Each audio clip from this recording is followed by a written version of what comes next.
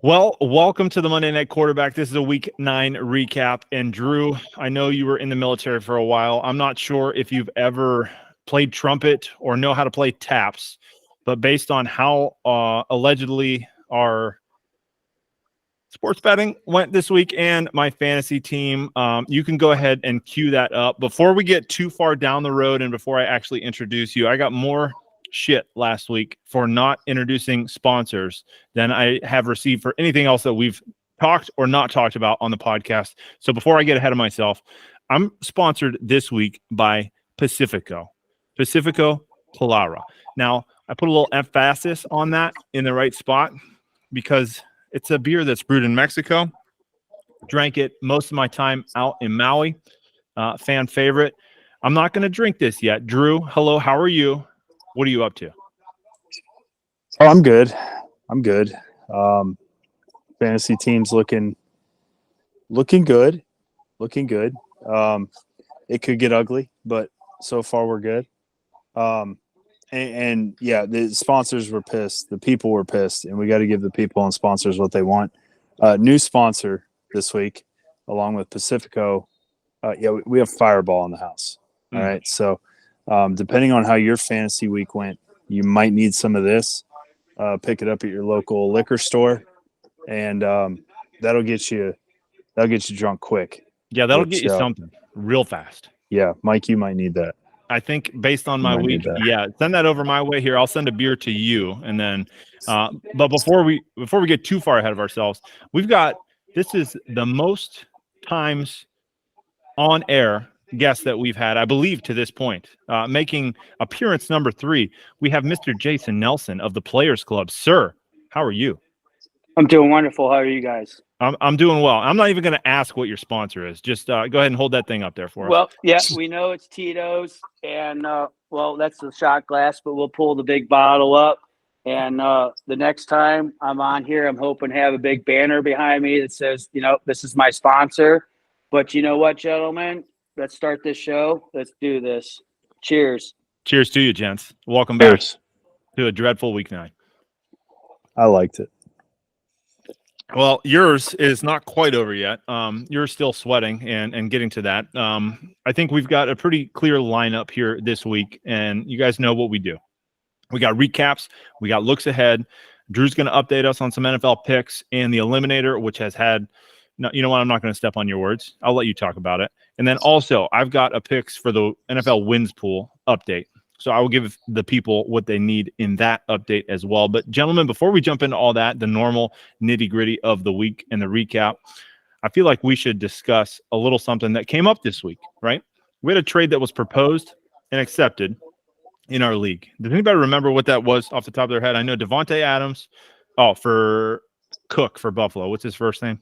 James Cook. James Cook. Yeah. Dalvin's younger brother. And, I looked at the trade originally and I didn't see anything really that jumped out as bothersome to me. I voted for, thought no issue, but I had a couple of people text me in private. I will keep their names out of the limelight, off of the Monday Night Quarterback airwaves, because I know, guys, our ratings are skyrocketing. We started with 5 regular listeners. I think we're up to about 12 now, which is just nuts. I know. Yeah. So we have the whole league now and then some. Outside of league. No, there are still some league mates that have not been regularly watching or watching at all, but we're up to 12. I don't know how we do it. The people are telling other people, and that's just what's up. But guys, Drew, let's start with you. How do you feel about the way that our league handles trades and the veto system? So just for reference, what it is it requires 7 nay votes to shoot a trade down. Anything less than that on the number of nays, trade goes through. You got 24 hours to approve or deny. What do you think about our process? I believe any fantasy league, I never veto a trade, and I get a little butthurt when I'm not even a part of the trade and somebody else is vetoing it. Like, this is your fantasy team. Everybody's trying to win.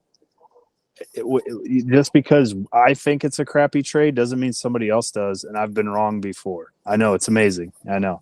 One time, it was years ago. But anyway, I don't like vetoing trades. I would be fine with doing away with the veto system, period. I mean, who's tanking in this league? What does tanking get you? You I get think tanking. you get no money. You still have a toilet bowl to look for. So this isn't a keeper league. There's no dynasty factor. I don't like vetoing any trade ever. I don't care how lopsided it looks. I will never veto a trade. Yeah. Did you feel like this trade looked lopsided? Not at all. Yeah, I didn't either. Jason, what are your thoughts on the rule? I mean, what he said, I don't think that trade was lopsided at all. But there has been trades in the past that seem skeptical to where you were saying about the tanking. But like you guys said, there's nothing that you're going to earn by tanking besides trying to win a toilet bowl with a shittier team. I mean, yeah, it's harder. It's going to be harder to win the toilet bowl if your team sucks more. Exactly. So, I mean, if you're trying to just tank and you're just giving up, your entry fees, basically, I mean, and not trying to win any money, I mean, that's on you. I mean, where I feel, I guess, in some aspect is where you have one of the, I don't want to say powerhouse teams, that's someone that's doing better in the league and they're making a trade to someone and, getting a better player for a better player. That's where it gets a little skeptical. I mean, it's not that they're, the person's tanking, but now a person in the powerhouse. Define a better player. See, that's my problem. You can't because we can't predict the future. Yes, you are correct. I mean, just like Devontae Adams should be a huge wide receiver. He's sucking, and he wants out of the team, off the team. Yes. So, I mean, I understand where you're coming from. You can't predict week to week what someone's going to do. Yeah. I mean, so on paper, you would say Devontae Adams is a better player in this league than James Cook because he will score more touchdowns in a season. But that's not a given. Like right now, James Cook is the starting running back for Buffalo. So, I mean, with this example, there is no who's better because Devontae Adams is playing like dog crap. And it's not even his fault. Quarterback's playing like dog crap in Las Vegas. So, yeah, the whole team was in the shitter there for a while. But, one of the things that we did get right this week was on the Raiders heavy. And we got that right. I saw a big boost coming from getting rid of that coach, that toxic relationship. I mean, we could argue pros and cons, I think, for both sides of this trade, for sure. Yeah. But I just wanted to touch on the rules. As we get towards the end of the season, we had talked about this originally before the year kicked off. Potential, nothing drastic, nothing in high number. We want to kick around on the message board or in this forum if we can have a way for our colleagues, our coaches to voice their opinions and let us know. But we want to be able to discuss a couple of different ideas that we might have and vote democratically whether that's going to be something that we want to be in for or against as far as changes. So maybe it's this is a topic that we could revisit at that time. But we'll put a call out for other folks and their opinions here before we get into that point, of course. But I like it. Before we get too far down the road, Drew, let's jump us back in. I got one more thing. You just coming here and just disrupting the whole shit, Mr. Jason. What's going on? I'm sorry. I mean, no. I do agree with Drew. I don't think I've ever vetoed a trade in our league. I do feel, like I said, some things feel skeptical, but I've never vetoed a trade. I mean, if someone's trying to make their team better, let it happen. I mean, that's the way that I feel, but. And not to beat a dead horse, but I don't think anybody in this league wants to donate money. I don't think. No. I mean, we haven't. I know Bob. With his whole PetSmart empire, he has money to blow. You know what I mean? He does. I mean, he's got more money than we would ever know what to do with. And good for him. I still think he's trying to win this league. You know what I mean? It's like nobody's donating to the league, so I don't see a situation where that would be beneficial to tank. Because, again, it's not a dynasty or a keeper or anything like that. It's a win-now league. You have this season only. And if you don't do well in the regular season, you still have the toilet bowl to play for, which will get you money, which will cover part of your entry fee for the next season. So there's no incentive to tank in this league. I don't think anybody in this league will tank. And, therefore, I don't like the veto rule because nobody's going to do that. Counselor, I think you make a compelling case. For now, the courtroom will take a recess on the topic, and we will revisit it at a later date. How about that? Yeah, I agree. All right, good deal. I appreciate it. I love the spice. We're just getting started, and Jason hasn't even had his full glass of Tito's yet, and here we are, gents. Here we are. Drew, what's up with the NFL picks? Oh, well, what's up with the NFL picks? I kind of dominated y'all asses. Yeah, 12-1. Nice This shot. guy. Nice. Yeah, I'll screw it up. Don't worry. 12-1 this week, though. I'm going to take it, and I have the Chargers in this game, and there's two teams that have the Jets, the Sharks and the Tsunami Collusion. Anyway, anybody with the last name Monfredi had to take the Jets. Everybody with the last name Monfredi has the Jets, and so far that is not looking good for the Jets. Well, we got half the game down, half the game left to play. And right. Speaking of asses, I did notice your pucker factor a little bit over there as your opponent's kicker did net one through the uprights there just a moment ago. We'll get to that in a minute. I'm derailing your picks as usual. You know, it's just a thing I do every week. Continue. That's what you do. It's tradition. So 12-1. I missed the Atlanta game, which about half missed that Atlanta-Minnesota matchup. I had Atlanta. Once again, they let me down. That's all they ever do. When I picked the Buccaneers in the Eliminator, they beat the Buccaneers because they're trash, and that's what they do. So, yeah, let about half the teams down on that pick there. Mike, you're at 10-3. The replacements also 10-3. And then we have a long list of 9-4s here. Tsunami, Coyotes, Taints, Kings, and Niners, and Empire, all 9-4. And then 8-5 Bandits and the Club and the Bushwhackers still not. They're tanking their NFL picks is what they're doing, and we just don't appreciate that, Kurt. You know, it was a little early, I think, but once you miss a week, it becomes a challenge. If you were not at the top of the list, it's not going to go well for you. Yeah, it's hard to make up 13 to 15 picks. So Bushwhackers are out, and go ahead, Mike. Yeah, this is twice now, and I'm sorry, there'll be one more probably before the end of this. But Jason, do you have anything to say for yourself for the sorry ass 8-5 that you put up? No, the last 2 or 3 weeks I've been horrible.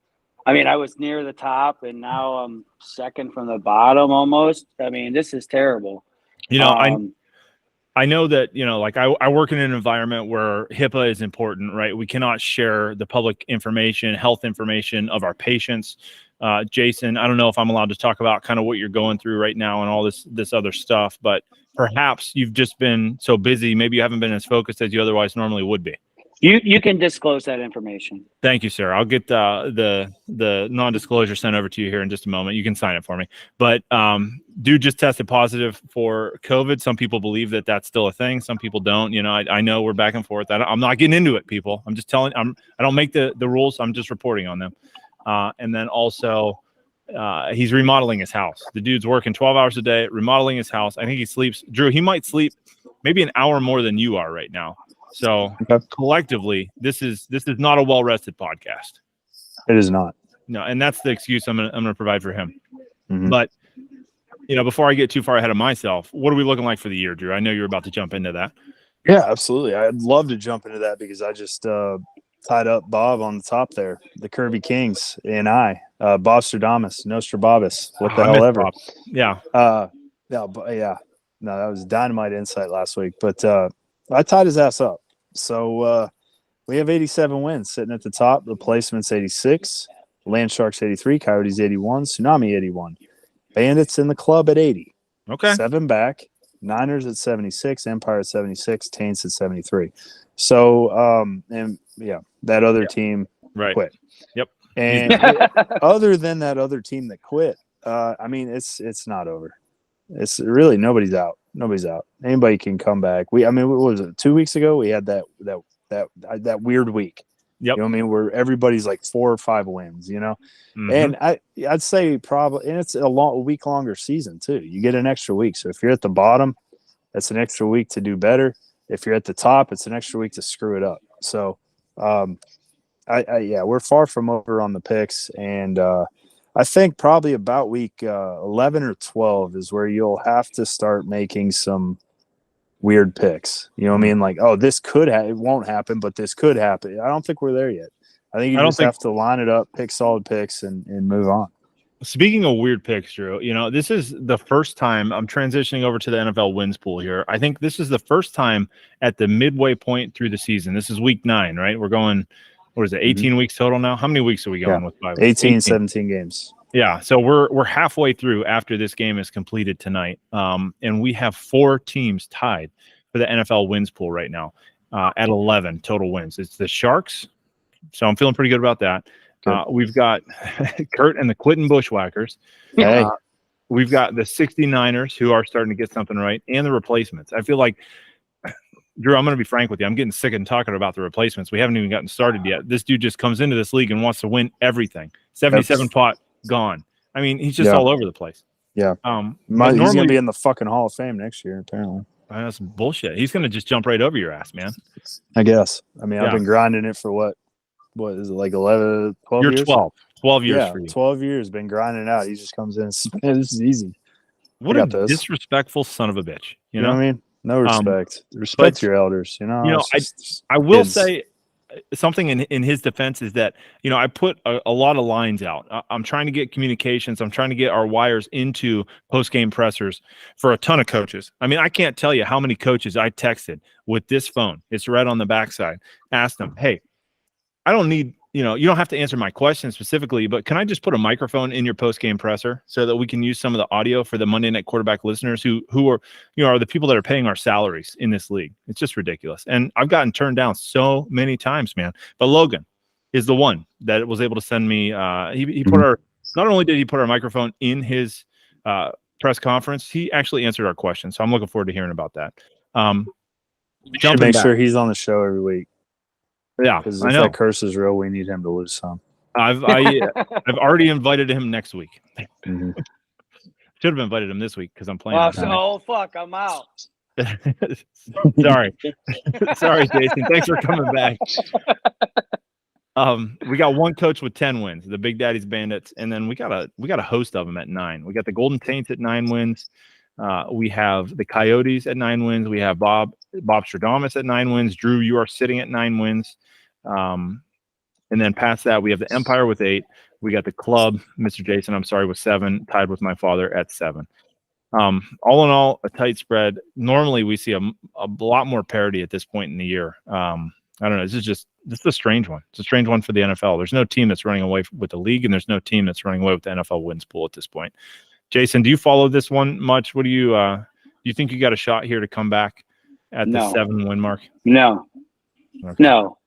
I mean, to be honest, in this league with the NFL picks, it could be possible, but 7 back, that's tough to make. I mean, you like Drew said, you got to start making some odd picks, which I've been doing all year, and it's not been in my favor. That's why I'm 7 back now. Normally, I'm up at the top.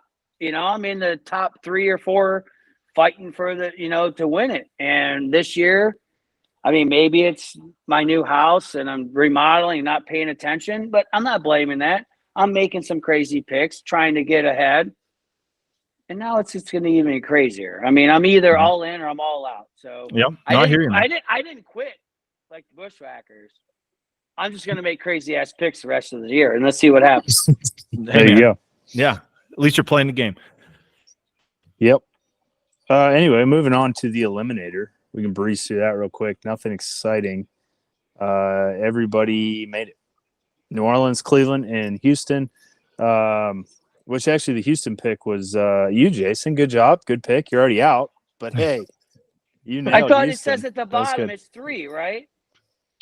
At the bottom of the Eliminator page, it says if you make 3 incorrect things, you're out. That's the bottom of your coloring book. That's page 3, Jason.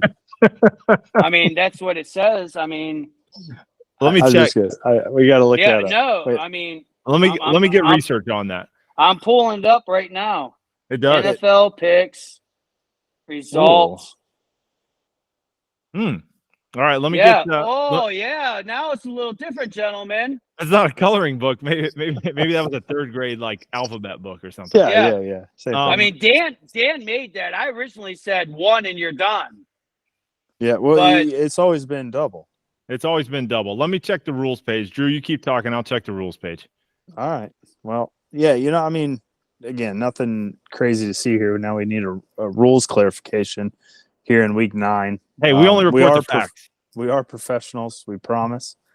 But yeah, New Orleans, Cleveland, 3-3 on those picks, and then Jason maybe posthumously picks Houston. We'll find out if you get the ballsy pick of the week. You're the only one that had a ballsy pick. Cleveland looked like trash, and they were easily able to eliminate Arizona this week. And yeah, New Orleans got it done. So that's pretty much all we got there. Nothing real exciting except for this now rules update. We didn't know we needed to have. You know what? We didn't know that we needed to have it, and I'm not going to give it to you right now because these rules are detailed. They're lengthy. Our commish 1.0 made sure that he spelled everything out. I'm not going to sit here and read this on live air because that's going to be boring as hell. What I can do is give you all an update when we come back. I will consult with commish 1.0. If something went wrong, I'm blaming him, and then I'll report back, next week, and we can go from there. I mean, to be honest, I just thought at the beginning of the season it said 3 wins and you're out, that's like, I was like, how is it? It's always been 2. And like, I'm looking through the rules and there ain't nothing in here about NFL picks. Yeah, there's a tie. Or not NFL picks, it's Survivor. The rules are the rules of the fucking rules. That's where it starts. Yeah, so it says tiebreaker for King of the Hill farther down, and this is all that it says that I can see right now, but it says in case of a tie, the winner will be determined by the team that goes the longest without a loss. For example, if Team A gets its first loss in week 4 and Team B gets its first loss in week 6, Team B will be the winner. That's what I see right now. Like I said, I can dive more into these later. Obviously, I can't win anyways because even if I'm still available at 3, I've lost 2, and there's like 4 teams that haven't lost anything. But yeah, no, that's what I just thought. I don't care. I'll make my picks. Don't mean shit.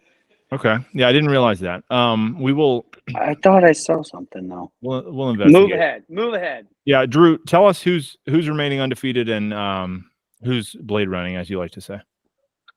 Yeah, Bushwhackers, Kirby Kings, Land Sharks, and the replacements. Go figure. I know, right? It's getting sick of hearing it.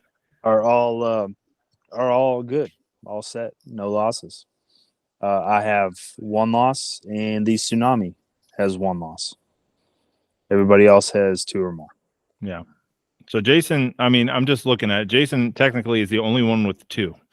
Everybody else has 3 or more. So the rule impact might be just for him. But like I said, I remember this thing from years and years and years past. It's always been 2 and you're out. I think. Yeah, we're doing it on ESPN. It was 2 and out. Yes, and that's what I thought too. But I'm trying to go back.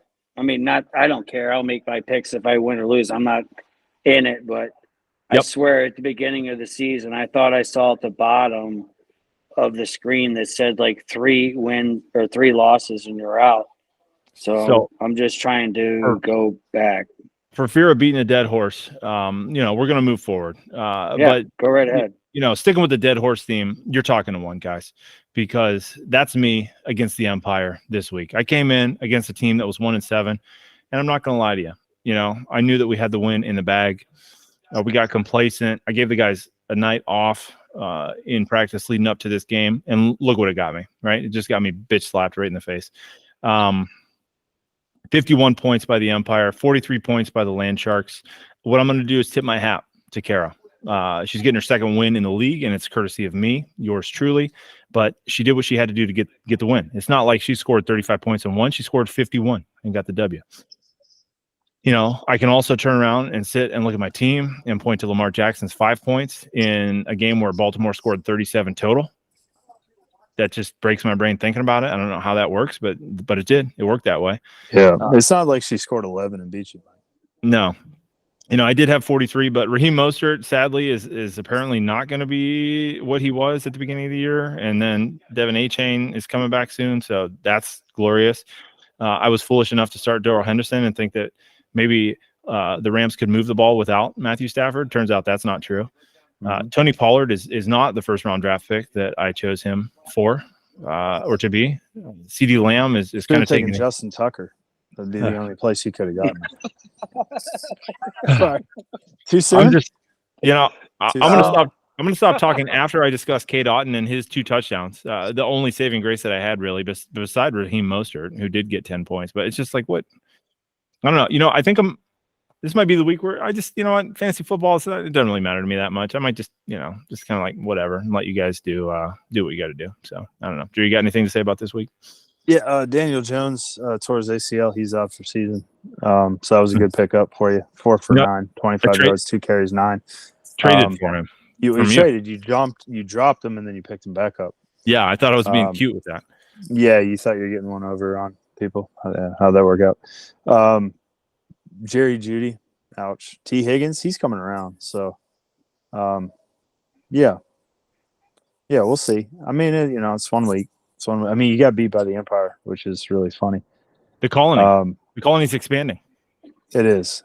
Mm-hmm. It is the Roman Empire soon. If they can go to 3-7 here, but I think I got Montgomery, who I hope is going to be coming back and doing good things like he was doing for the Detroit Lions here. They're off their bye this week. He's supposed to be back. Hopefully, he'll have at least some kind of a number 1 role like he had earlier in the season. And then I think the Cincinnati Bengals and T. Higgins are heating up. He did have 110 yards. I mean, all hope is not lost. Puka Nacua was on the bench this week because Matthew Stafford wasn't playing, but it's just like, hey, man, we underperformed. We didn't get the job done. But things are looking rosy, Jason, for the Empire, don't you think? Or am I wrong? Well, at least this week, yes. Yeah, that's for sure. You think it's a sign of things to come? No. Still, we're shitting on the Empire. Tell us why. Yeah.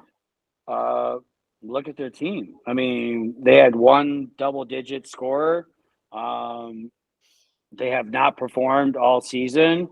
What else do I have to say? I mean, up and down the list, I mean, they have solid players, but they're just not performing. They're not putting up the numbers. You could say that for a lot of teams, but this team right now, you have more not putting up numbers than you do. I mean, yeah. I mean, what you got Jalen Waddle, 2 points. You got Odell, okay, never plays, doesn't catch balls, got a touchdown this week. But I mean, yeah, I don't see any hope. I don't see 5 wins this year for this team. I mean, yeah, we're running short. It's getting dark early on number of weeks left in the season. But Drew, I need to know your opinion. Do you think that it helps these teams that roster 3 kickers to have all these options? What do you think about that? Yeah, it's a waste of time. I mean, it helps us who only have 1. It does, because when you're hitting the waiver wire, that's like 2 or 3 or 4 or 5. I mean, what did we say? We had like 6 tight ends between 2 teams last week, and now we got 3 kickers on this team. And I dropped the Dallas kicker on his bye week, and then I picked him up again before this week. How nobody else wanted him? He's the number 3 kicker in the league. Did I hesitate? Slightly, and then I dropped his ass because you predict field goals. You can't. I mean, if a team goes off and scores 5 touchdowns, congratulations. If he makes all 5 extra points, that's 5 points. You can't predict field goals. You just can't. So there's no matchup thing. And that's what sucks about having kickers in fantasy, kind of like fantasy defenses in other leagues. Even defenses, to a point, you can predict a little better. With kickers, there's no prediction. There's nothing. A kicker is making field goals or they're not, and that's it. That's all you got to go off of. That's all you got. And I just got one thing to say about that, and that's where, to be honest, what you're talking about, that's where I roster kickers and quarterbacks on my team and have them sitting on the bench. I'd rather them score points on my bench than someone else's team. Now, a counterpoint. You know what I'm saying? It does suck. Predict that. You can't. How do you, that's my point. I do understand that. But I would rather have, Grant Houston kicker had a quadricep injury in the second quarter, and now he's out. But I had 2 of the top 5 kickers, and I could choose what I wanted to do. I would rather have 2 of the top 5 kickers on my team and bench one of them instead of one of you guys playing for them, or someone else in the league. And same with the quarterback. Now, granted, I get the theory there, but I just feel like that's a mean, stretch. right now, the reason why I have that theory is because we do 18 rounds of drafting. There ain't shit to get on the waiver wire. There ain't a running back. There ain't a wide receiver. There ain't a quarterback. Right now, the Tsunami has Daniel Carlson on his roster. That is the number 30 kicker in the NFL. There's only 32 teams. Matt Gay for Indiana is the number 9 fantasy scoring and kicker he's undrafted. in our I league, understand that. and he's a free agent. You can't predict this. Drew, you can't be putting that info out for the people. I mean, I just did. I mean, all you got to go here. I'll tell you how to get there. I already looked at Matt Gay about picking him up. On the home screen, screw up Jason, hit reports, go to top players, click on the tabs, kicker, and you will see. I've done that. You don't know what the hell you're doing. I have the number 1 kicker in the NFL right now. I dropped him, and then I picked his ass back up because nobody else saw it. Nobody else cared. No, I didn't care because if I don't get him, I just grab Matt Gay and I roll my happy ass along. Because I can't predict this shit. I agree, but when I have 2 of the top 6 kickers in the league, yes, I could drop one of them. Nor did I know that the dude was going to hurt his quadriceps this week. So would you rather have a backup kicker on your bench or Nathaniel Dell, Tank Dell, who had 6 catches for 114 yards and 2 TDs this week? Okay, I agree with you on that. Because he's a startable guy. My dumbass just didn't put him in the lineup. And we can get to your mistakes, Drew. All right. I just went to a quick reference. We'll get to your mistakes, man. No worries. I mean, gentlemen, what glass are we on here, guys? Is this still glass 1? No, I do shots. So I mean, yeah.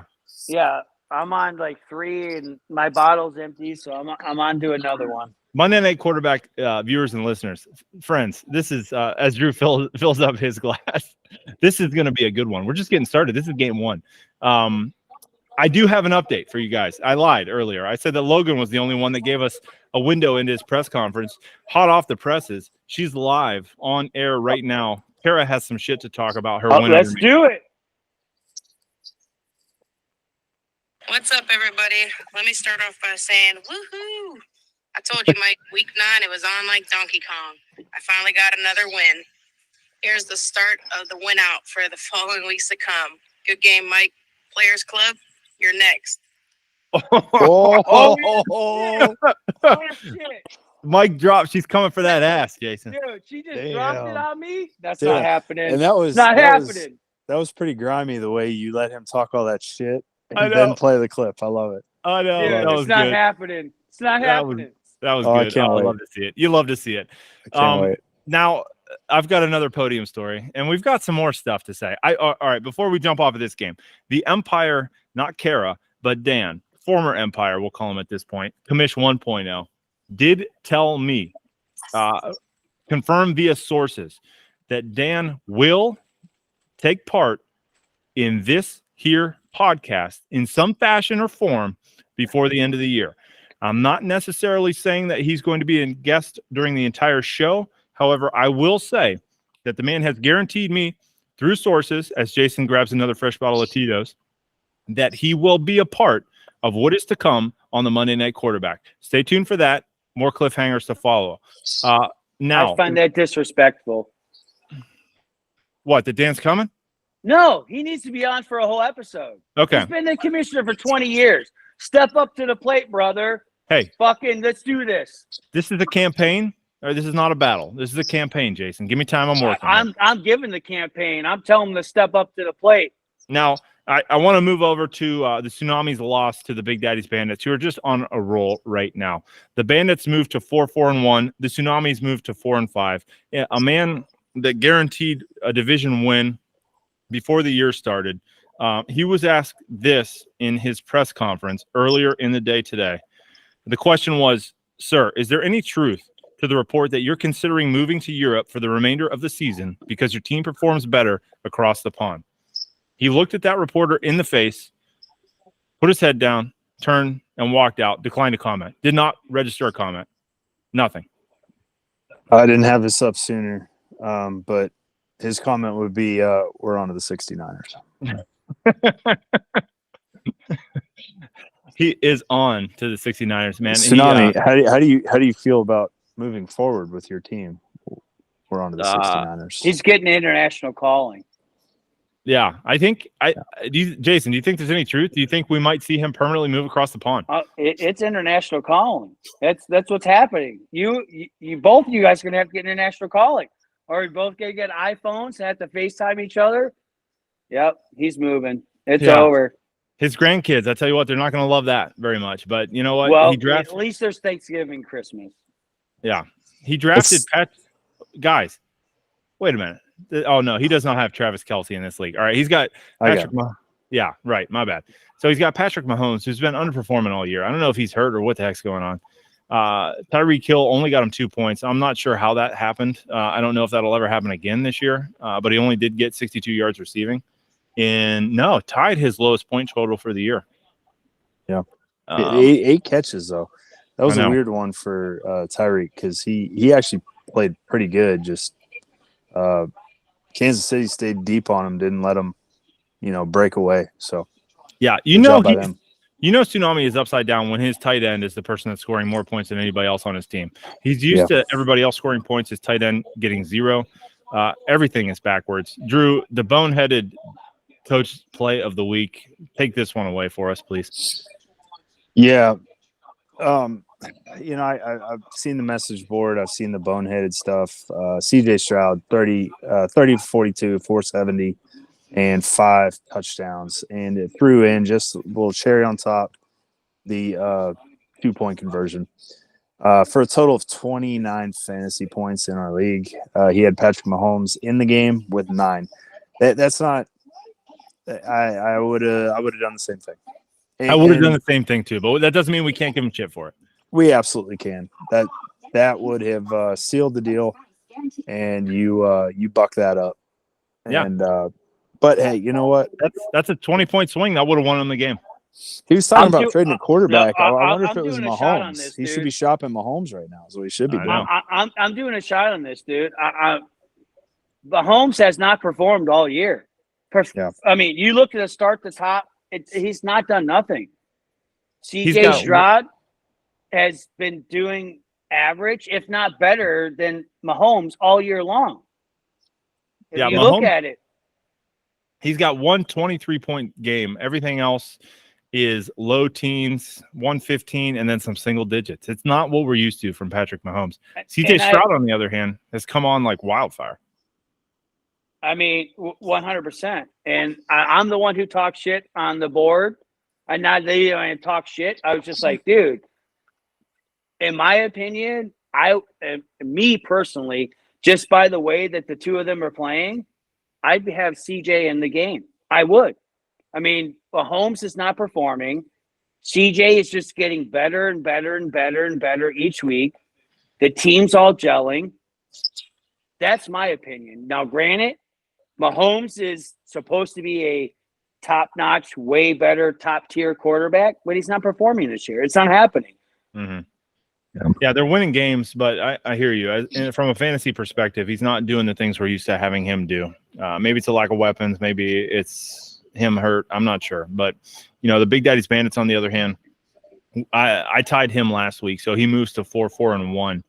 He came from the basement, and Tom – he's taking that Justin Tucker pick in round 2 and just rubbing it in our faces. I will say that he only has 2 kickers on the roster currently. He does still have 3 tight ends, but dropped a kicker, picked up a tie last week, a win this week, moved to 500, 4-4-1. Drew, should we start to worry about these Bandits? Yeah, I think it, depending on the week, he's going to bring it. When he has the right matchups and the right guys on bye weeks, it could hurt. He can Burrow and Jamar Chase. I mean, that stack any week that could be good for 35, 40. Just those 2 guys, maybe more. So I think he's got a decent roster. He doesn't have a lot of depth, so that's where you kind of feel good when you play him. Because if he has some bad matchups or guys on bye, you feel like he's going to have to plug somebody in that just isn't real scary. And, Yeah, so I mean, 4-4-1. That's about right for that roster because you feel like, yeah, he can win some games, but some weeks are going to be rough too. Yeah, he's still, for example, rostering Dalvin Cook. One thing I do see, he's got 3 quarterbacks on the roster as well. So Joe Burrow is probably, I would imagine, he's going to be locked in. But That's where a lack of depth comes from. Is 3 quarterbacks, 2 kickers, and 3 tight ends. Yeah. So when you have all this extra dead weight on the team, you're gonna be thin where you need to be wider. Is it running back and wide receiver? As Pontiac used to say back in the day, wider is better. Wider is better. Now, when it comes to the wide set hips of Taysom Hill, it doesn't matter how wide them hips are. He's not getting himself into the starting lineup. Jason, do you think that it's time that Taysom Hill starts to get into the lineup? This dude's scoring points every week. I tried to trade for him. Okay. I tried to trade for him, and they denied me. I mean, I'm being honest. I put up. Hold on, let me go back. I'm looking at their lineup. I asked for Alvin Kamara and Tyson Hill, and I put up Josh Jacobs, and now granted they're on the shitty team. I put up Jacoby Myers. I'd have vetoed that shit. Why would you? Hold on, veto shit. It's a veto in the trade. Well, no, I would not have vetoed. I would not have vetoed. You know my policy. I don't veto. Strike it from the record. I mean, you just said. I mean, why would you have vetoed that? I mean, your first reaction is that you're vetoing it. No, my first reaction was to be a jackass. Mission accomplished. That is his first reaction for everything, Jason. Everything. But no, honestly, I wouldn't. Probably just based on the Alvin Kamara piece, I wouldn't make that trade either. But yeah, now Tyson Hill's coming on though. And to be honest, I wanted Tyson Hill this week because I was reading that he's going to produce this week, and I don't have a tight end. I was trying to get him on my team, and I was like, maybe I could suck Kamara off of there also. I mean, it was a 3-for-2 trade. I mean, Kamara's not doing that bad. He's got double digits in 2 games. He's got 9 in another game, then 3, 4, and 3 out of 6 games. I mean, that's not awful. So yeah, I was trying to better my running back situation, and it didn't work out. So Jacoby Myers though, and who else did you say? It was Jacoby Myers and Josh Jacobs, both from the Jacobs Raiders. No. I wouldn't have done that either. It's good to see trades offered. Trades are flying. We got offers flying from team to team. Things are happening. It's just good to see, those electrons bouncing back and forth. That's right.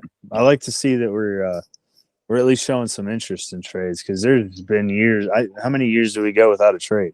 I know. I think we've seen 2 completed trades so far this year. That's year, yeah. That's got to be on the high side of things. Yeah, absolutely. And I like it. So people are getting involved and they're looking at how do I make my team better, and that's what we want to see. Do we? Speaking of things that we see, do we see any panic on the face of the tsunami? Are we worried that this is going to be a downslide, or do we think he's going to stem the tide? No, I mean he hasn't changed position much. I mean he had ETN on bye. That kills you because he's been absolutely 22, 15, 15, 14 the last 4 weeks. Yeah, dude's just been on fire. So he needed ETN this week. He didn't have him. No, I mean he'll be okay. Again, he's 4 and 5 now. 4 and 5. He's got some work to do, but he's still a scary roster with Mahomes, Hill, and ETN. Yeah, that's still any week that could be a big week for him. Jason, do you agree with Drew, or you want to fight about this too? No, I mean I agree. He's got a solid team, but there could be some play differences. All right, good deal. I for the listeners, I'll normally have not our faces. I won't be able to see the other guys' faces because I'm always looking at the games. I'm looking ahead to see, all right, what are we going to talk about next? But I keep finding myself minimizing the league page and looking back at these two.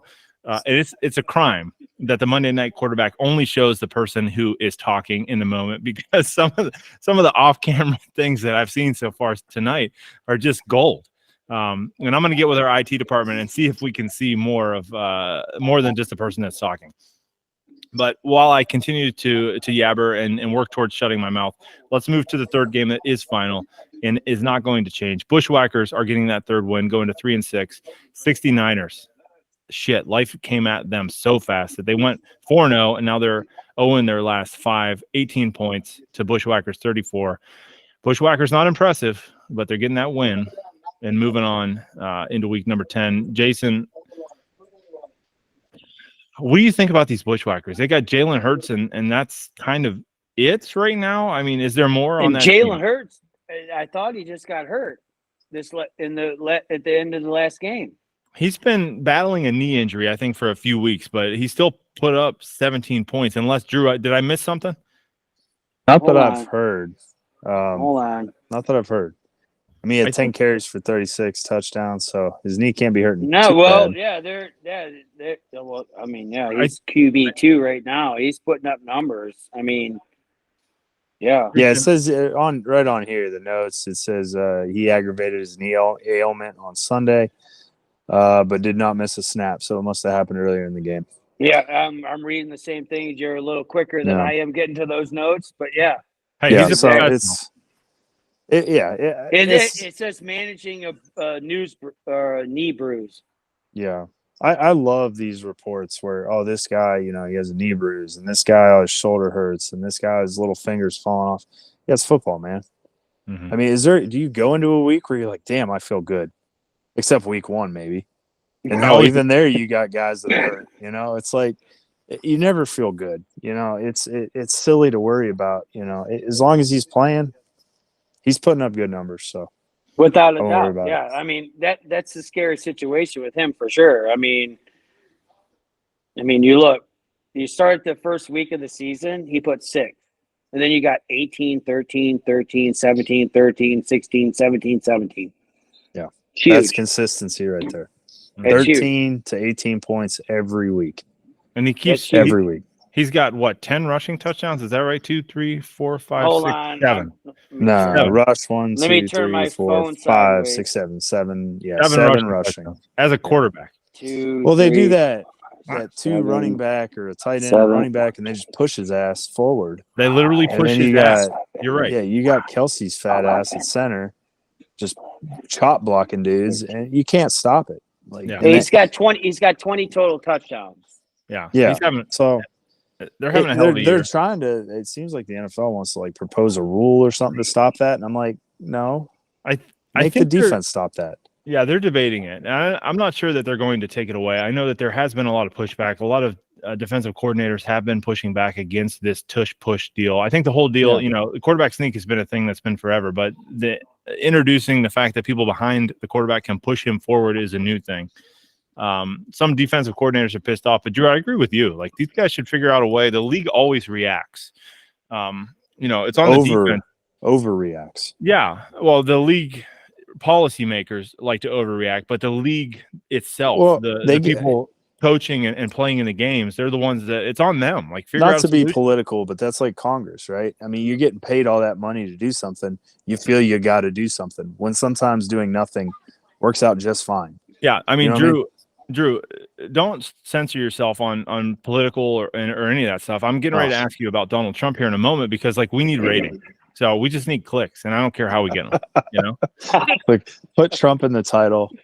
We'll have 13, maybe 14 viewers this week. It'll be great. I know. That's exponential growth. Yeah. Now, if I get political, it gets. I need more booze, and I don't think we have enough time for that. And we've had those conversations in different forums. Nobody can listen to this with earphones on, and it gets ugly. It gets ugly. But my point being is that real quick. Yesterday, watching the Bills game yesterday. Mm-hmm. I think it was it Gabe Davis? Yep. Right there at the end of the half, he goes and he reads that the corner is staying off of him, so he runs like a 10-yard comeback. Well, Josh Allen sees no safety over the top, and he says, "Well, he's going to blow by that corner. I'm going to throw it down the field, and I'm going to." And this all happened at the same time. Gabe Davis hit the 10-yard mark and started his comeback as Josh Allen's throwing the football. And this was right at the end of the half, and they were trying to kick a field goal, and the refs threw a flag. Mm-hmm. And they called intentional grounding. And even Chris Collinsworth, he's a pussy. But he started to argue with it, and then he backed up, And I'm like, no, if you're going to go, dude. That's stupid. That is miscommunication. He didn't mean to throw the football away. He was trying to hit his receiver down the sideline, but his receiver ran a different route. That's a stupid rule. That is blatantly obvious. Intentional grounding should be, I'm intentionally throwing the football away because my ass is getting blown up. Yeah. He didn't have a defensive end or a lineman within 3 yards of him. No, he was not getting pressured. And Chris Collinsworth, when he first started arguing with it, did say this is an option route where the wide receiver is reading the coverage and he's going to do something based on what the defender is doing in response to his route. Yeah. I agree with you. I think that's a bullshit rule because I've seen that. My point of saying all that is that that's how we get here. That's how we get to stupidity is when rule makers say, oh, we got to do something. And they keep making rules. Well, when you keep making rules, you have to keep putting exceptions to the rule, and you have to keep expanding the rule, and it turns into this whole tree of stupid. Yeah. Just let the guys play. Drew, my computer cut out for a quick second. You said that's how we got Biden into the White House. Is that what you said? That is correct. That is correct. Jason, are we? I mean, I don't know. Kirk came on and talked some bullshit about the Monday Night Quarterback on the message board, said that, hey, we don't have any viewers. We're up to 13 now. And he said that, don't worry, I'll come on and I'll save the show and all that stuff. So, I'm a little bit salty. I'm going to let the viewers know that about him in general. But, do we need to worry about the 69ers or the Bushwhackers? I mean, the 69ers literally, unless I'm talking about the wrong team, they went 4-0 to start the year. They've gone 0-5. I'm looking at their roster. I think we can throw dirt on them. Jason, what do you think? I've already thrown the shovel in. Yeah. They're I mean, yeah, they're done. Hey, I mean, wait till that James Cook Devontae Adams trade goes through. Things are looking up, man. I mean, it already went through, and let's see how that works out. Oh, did week. it? I mean, it already went through. Yeah, it went through. Cook is on the correct roster. Okay, I get it. Yeah, it went through. I think this morning, or yesterday, or something. Yeah, but yeah. I mean, I look at that and I was like, that trade alone, I was like, man, that's a huge name versus nobody. But Devontae has no one throwing him the ball. So yeah, and the Bills are in a funk. You know what I mean? And if they get out of that funk, James Cook could start seeing a touchdown a week. Or could we see, or let's back it up a little bit. Or could we see playoff Lenny coming in? Oh God. Mm-hmm. Hate him. You see those hamstrings? Yeah. Oh yeah. I saw that video, that photo. He's on the practice squad, boys. He's on my roster. So let's see if a little Fournette comes into the roster and see what happens. Yeah, he feels like he's like 42, doesn't he? I mean, Bro's I don't care like if he's 28 42 or years not, old. but if he comes in week fucking 15 through 17 and scores 3 touchdowns, but I'm happy. That's my point. He's not. He's like 28. Dude's a child. I'm like, God, I feel like he's been in the NFL for 20 plus years, sucked for 19 of them. Can we just do away with him? Can we? But I guess I feel like this is the first episode where I wish I was Tony Reali and I can just mute somebody for like 4 seconds or whatever he does, and we can move to the next topic. But I don't know. Maybe the viewers love this. This is gold. I'm just sitting back. I'm clapping. I'm listening. You just said you wanted to mute us. Now we're gold. No, I know. Dude, I'm doing a shot. Fucking Fournette, dude. He's going to make the starting lineup, dude. He's going to be in the starting lineup by the end of the year for the Bills. I'm telling you that right now. Niners, are we dropping the rubber dog turds around? Oh, yeah. Doing? You throwing that? You throwing it? I'm throwing the turd, yeah. I'm throwing the turd at him. Yeah, I think I'm going to – you know what? I made a mistake, and I'm going to own up to it here in a moment. But before I do that, to aid in your effort of throwing the Oh Shit Life Comes At You Fast award to the 69ers, Drew, he's got 4 tight ends on his roster. And I thought that maybe that'd be the icing on the cake for you. Yeah, it absolutely is. Yeah, I think we went over this last week. And, yeah. I think he picked one up this week. I'm not sure if he's a listener or not, but I think maybe he said, fuck you guys. No, I think he's had them. No, he had them last week and the week before and the week before that. I He's think just Zach rolling Ertz 4 fucking tight ends. I mean, he doesn't have a receiver who can catch a ball or a running back that can run the ball or a quarterback that can throw it. But, yeah, let's put 4 tight ends on the roster because they average about 1.72 points per week. Yep. But Zach Ertz is on IR, but he might come back this year, maybe, perhaps. Well, I was Thank going to God. say, I was looking at it, I was like, The he's has-been got might come he's got back. 4, but he's only got 3 available. Yeah. Drew, to back up and atone for the mistake that I've made so far in this show, one of the many probably, I'm giving my oh shit, life comes at you fast award to myself. Oh, Right here. wow. Yeah, the guy that was 5-2 tied the Big Daddy's Bandits, who are now on a roll and looking better than they were when we played them, record-wise, and then went and lost to the Empire this week. Yeah. And then has the replacements coming up next week. I'd be lying to you if I said I wasn't just shitting my pants just a little bit. Yep. Yeah, the only thing worse than a gunshot wound is a self-inflicted gunshot wound. So, I mean, hey, you shoot your shots, man. However you do it. That sucks, man. I'm sorry. I'm not going to lie. Like, that little bit of glee when I saw the Empire in striking distance last night, it wasn't – there was a little bit there. There was just like, this is going to be fun. This is going to be fun. I had Tony Pollard score a touchdown, but then the referee called that off because some bullshit about his offensive lineman who was in as a tight end had 2 hands on the ground instead of 1. Never seen that rule before in my life. Yeah. And then CeeDee Lamb literally had 191 yards, couldn't have gotten 9 more for the bonus points, or the touchdown that he almost got at the end of the game, or the other touchdown that he almost got earlier in the game. Like, it just wasn't my week. Nah. Sometimes you get the bear, sometimes the bear gets you. Yeah, Bear got me for a week and a half. The Empire got your ass. Yeah, and the Empire. The Bushwhackers got the Niners' ass. No sexual puns intended. My goodness. 3 games down, 3 games left to go. It looks like one of these here is in, it's pretty much in the barn. We're moving to the Golden Taints. They're currently coming in 4-4, moving to 5-4. Getting that win against the Kirby Kings. Taints 60 points, Kirby Kings 49. Taints do have Keenan Allen still going. It's irrelevant at this point. He's got 2 points currently. 60 points, gents, that's nothing to sneeze at, and more potentially to come. Before we dive in too deep, before we go too deep here, I just want to say that I think 49 points, does that break the Monday Night Quarterback show curse? Does 49 points break it? No, I don't think it breaks it because but what if ultimately you scored like 78 and he put up 79? Yeah, I think that would lend credence to the argument against the show curse, but ultimately this is a wins and loss business, Drew. Here is a text interaction from the Monday Night Quarterback representative reaching out to the Kirby Kings promotional director, just trying to get a comment earlier in the day.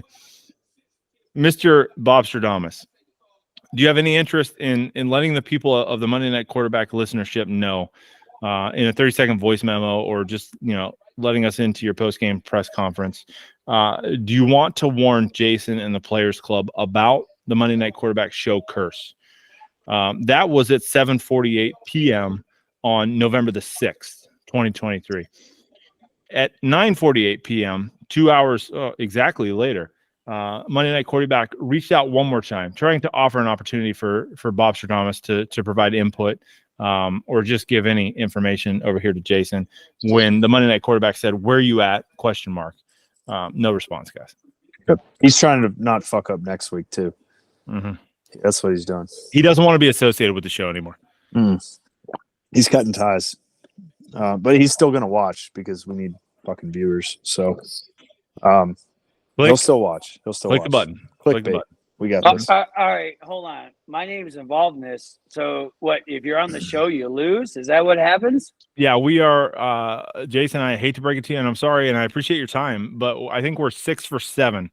The gentleman who comes on, we haven't had a lady yet, and donates their time, their talents, their treasure, gives us great takes, gives us content, loses the following week. It happens 6 out of 7 times. Hold on, the following week or the week that we're on?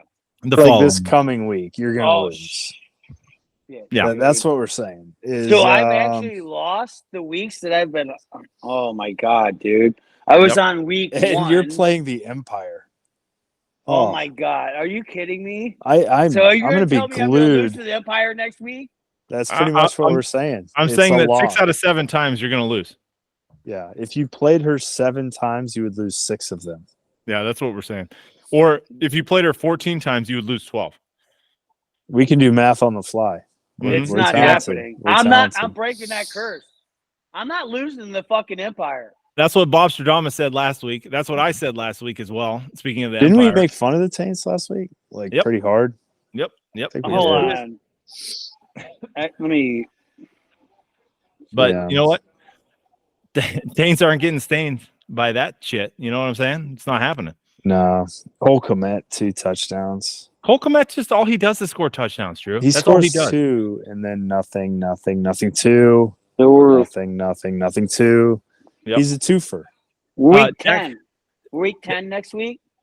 Yes, week 10 next week. We got Dak Prescott, Drew fuck. scoring 16 points. He's on fire, and he's got a just nothing but favorable schedule to finish up the year. Young Ho Koo, speaking of predicting kickers, points 16. Nothing to sneeze at. Yeah. You'll be happy to know, Drew, that the Taints have no other kickers on their roster. I like it. Yeah, I like it. this is a guy you can respect. That's right. 61 points counting. And why is he winning? There we have it, sports fans. Mm-hmm. Is that You it? know why? Because he So- only has 2 tight ends, 2 quarterbacks, and 1 kicker. He gets it. And who's on his bench? Amon Ra and Justin Jefferson.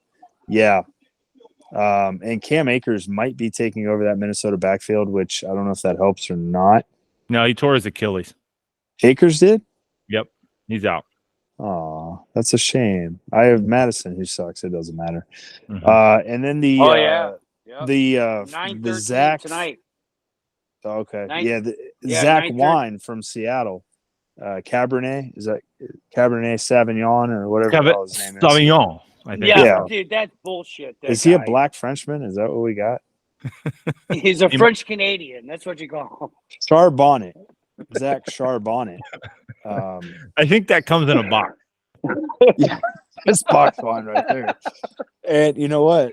He might be getting in that box called the end zone because there's some chance he might be starting to creep up there a little bit. So this is not. And Nico Collins, he had a game, 350. I mean, anybody named with Houston next to their name had a massive game. So it's not a bad roster for for the Saints. I think there. they're definitely on the come with Dak Prescott. Joe Mixon is doing a lot better. Yeah, I Pacheco agree. any week he could have a big week. Yeah, the Chiefs are going to play better. I think they just went up against a weird situation in Germany. Miami's a good team. Yeah. I think good things ahead. I agree with you for the Taints. But Jason, what about the Kings? Is he going to make a late season run or no? I mean, if you look at his roster, everyone scored the points that they could on his team, and his roster is 0. I mean, he had 2 points. I don't see anything good coming out of that. Only besides maybe he can win NFL picks, but no. You're talking about bench points. Is that what you're talking about? Oh, yeah. These motherfuckers. The bench ball, motherfucker. He hit another fucking field goal. God damn it. Uh-oh. God. They don't know how to score touchdowns. I was gonna save that, Drew. I'm trying to save it for the people. No, go ahead.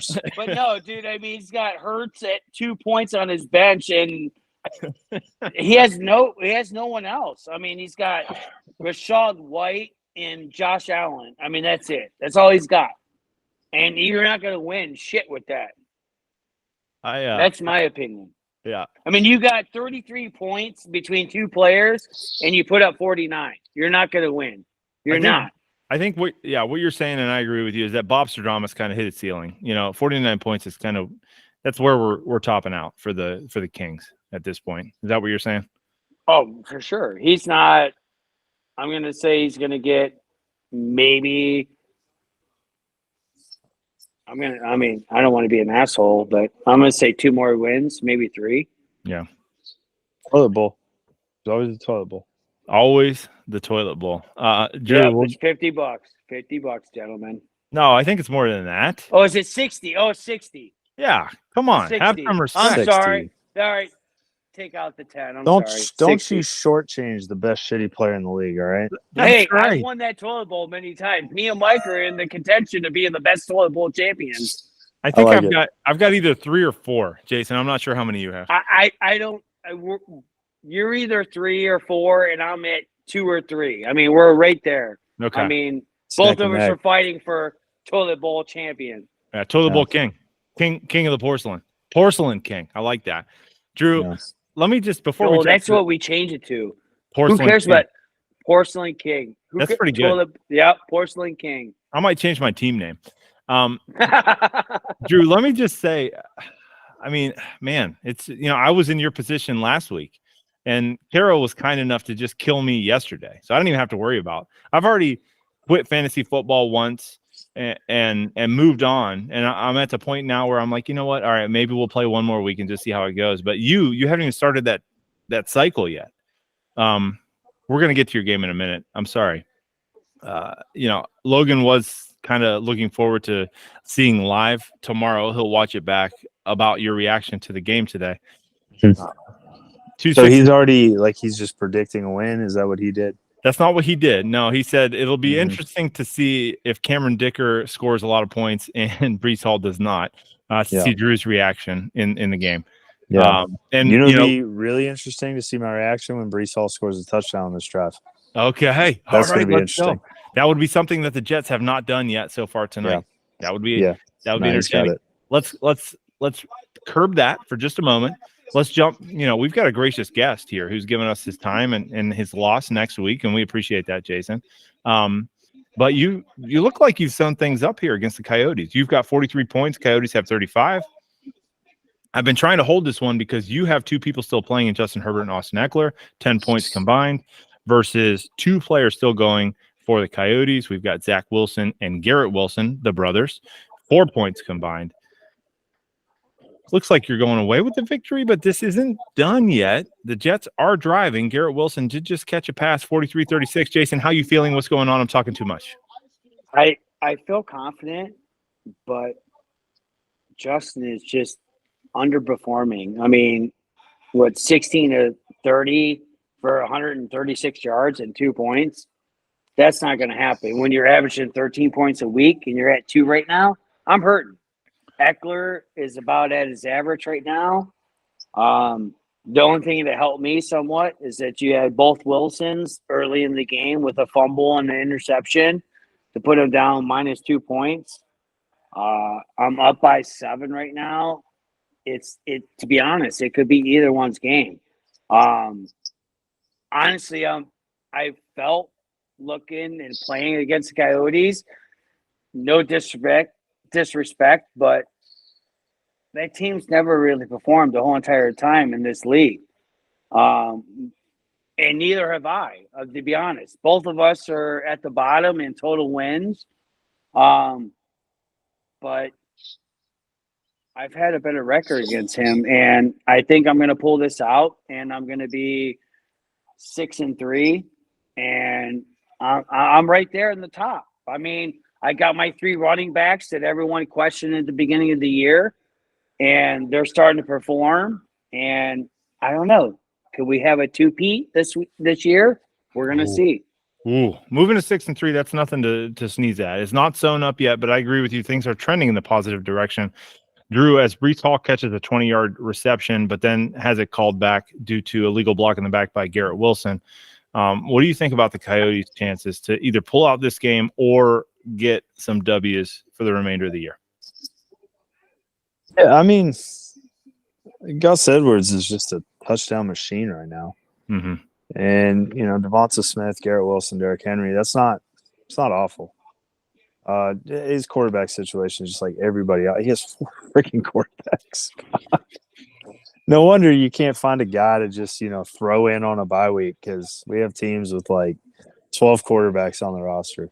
Not just one. And Insanity. then again, It's that's insanity. what I'm saying. In this league, with there's so much shortages and how many rounds that we have in the draft, it's better off just to stack people on your bench so that other people can't play. It's not, though. And because then you don't have players that can put up points. There are guys on the waiver wire through the last few weeks that are putting up some big points. And, I got Tyrell Williams off the waiver wire. You know, Puka Nacua came off the waiver wire.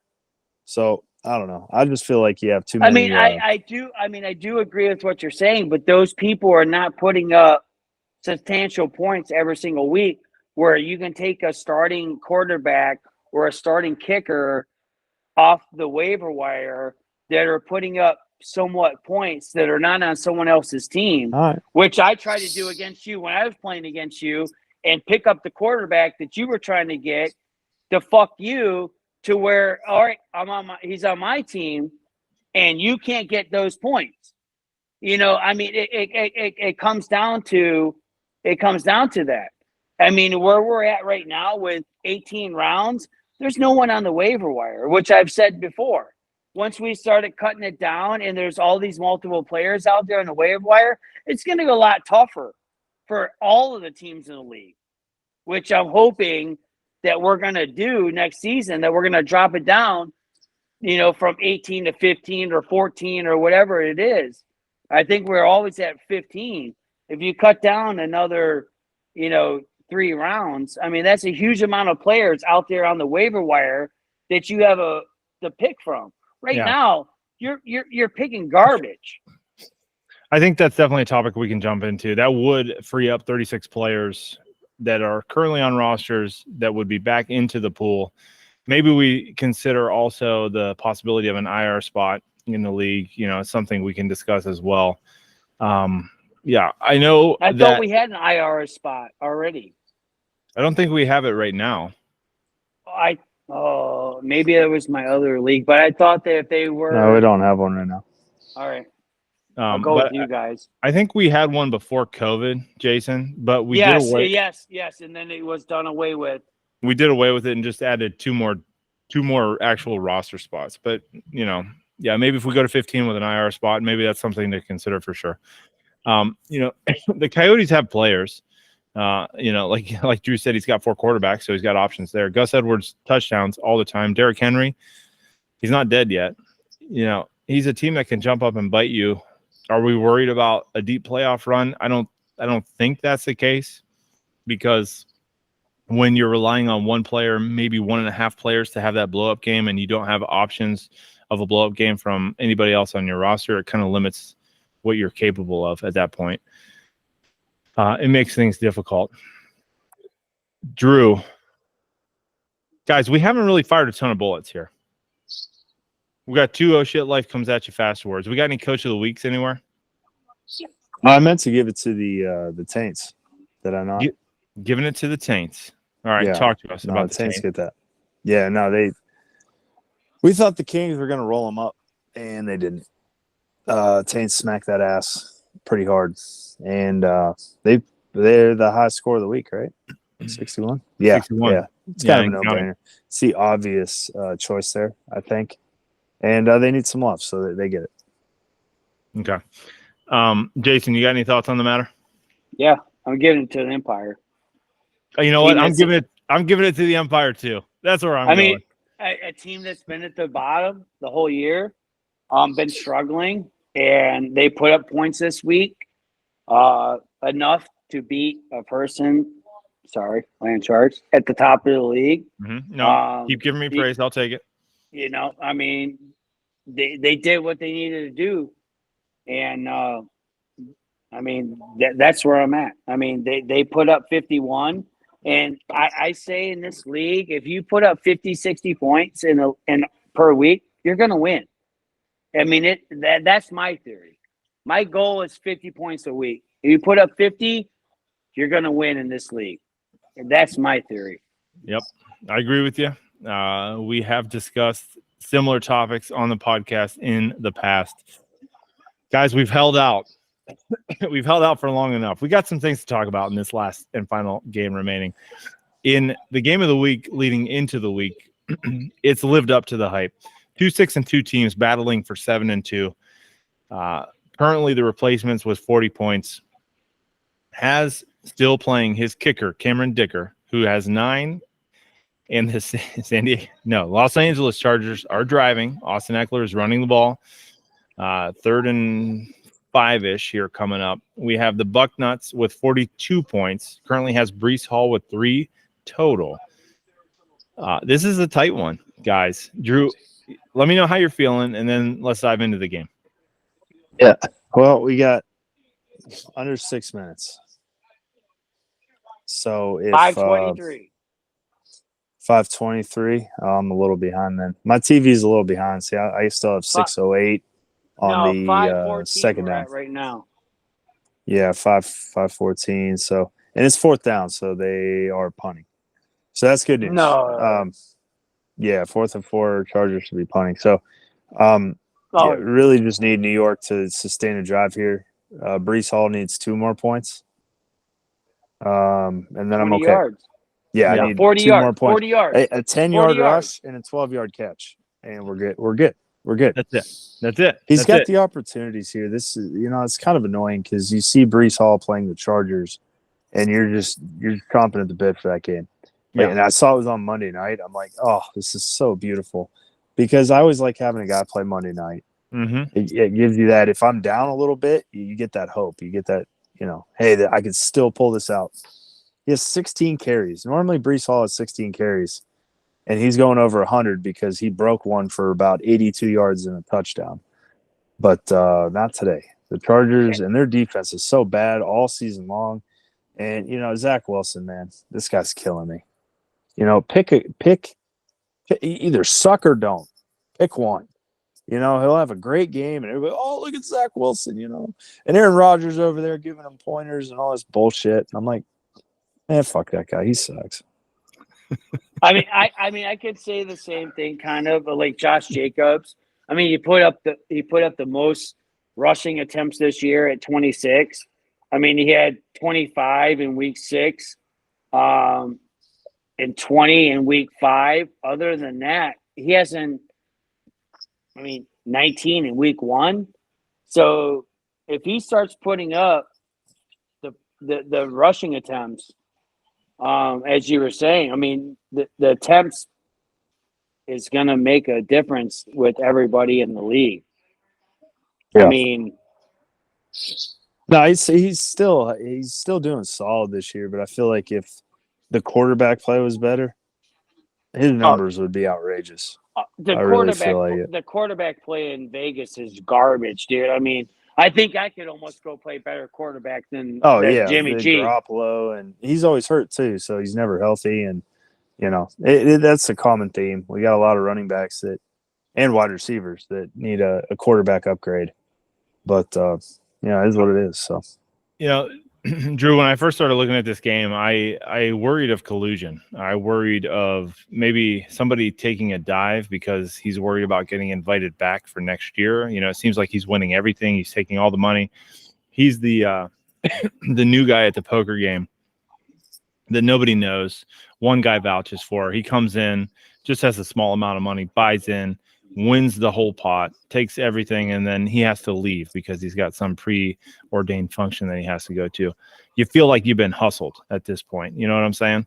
So I started to get worried when I saw that he played Jaleel McLaughlin for the Denver Broncos. He had 0 points, which is known to happen once in a while. It's never something that you're really looking forward to have happen. But then I look further and I see that the Denver Broncos didn't play.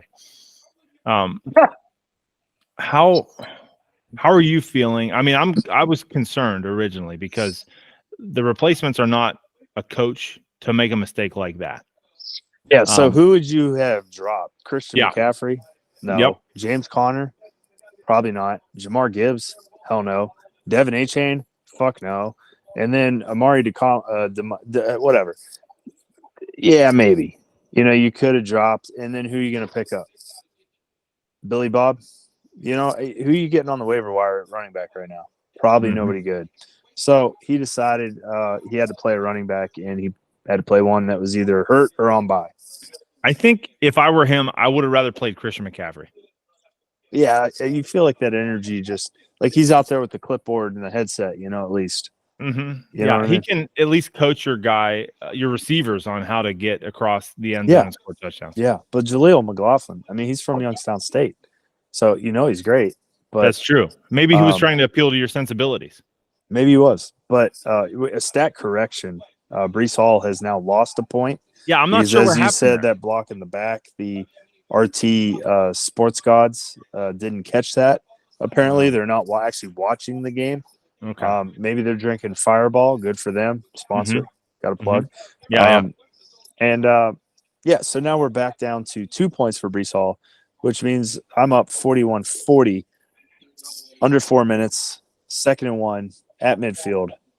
And again, I'm still watching how they got to midfield, so I'm streaming here, and I'm a little couple Yeah, second delay. Oh my God. Hold on, dude. They just fucking picked it up and ran it for a touchdown.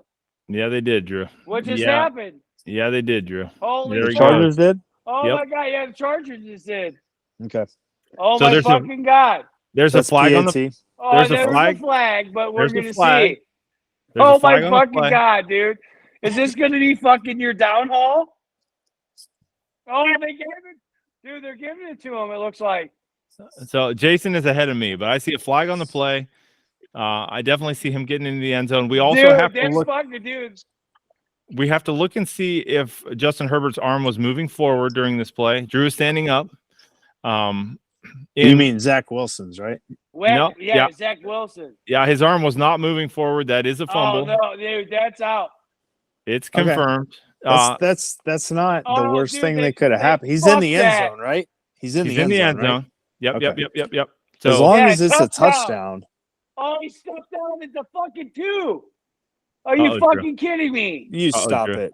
You fucking stop it right now. no, he's out at the one. Dude, he stepped down to fucking 2. It's the one, Jason. It's the one.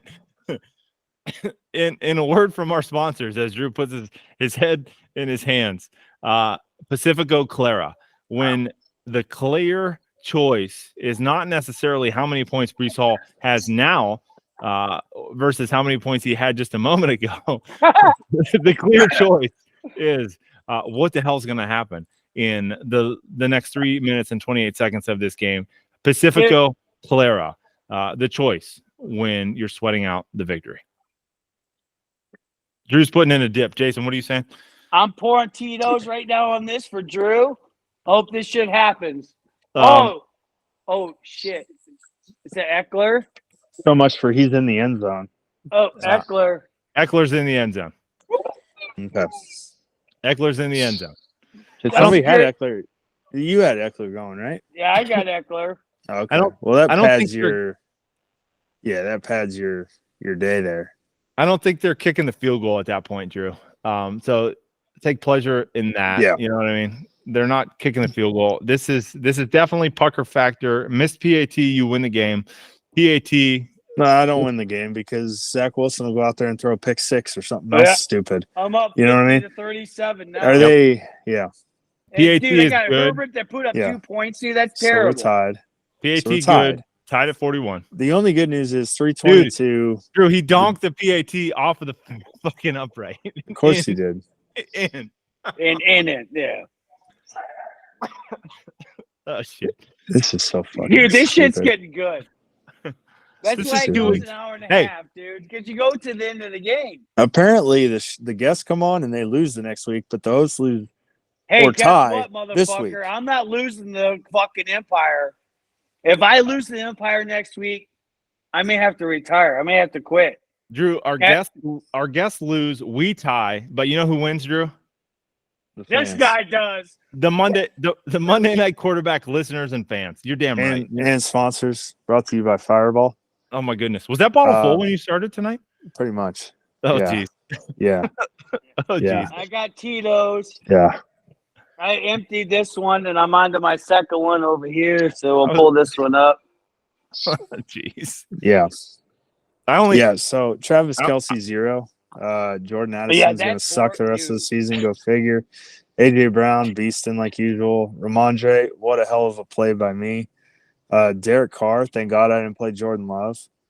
Yeah, Yeah, dude, Travis I saw that Kelce, you had 0. Jordan Love. Hold on, time out. 0. Drew, real quick. I saw that you had fucking Jordan Love in the beginning of on Sunday, and then I was like, oh shit.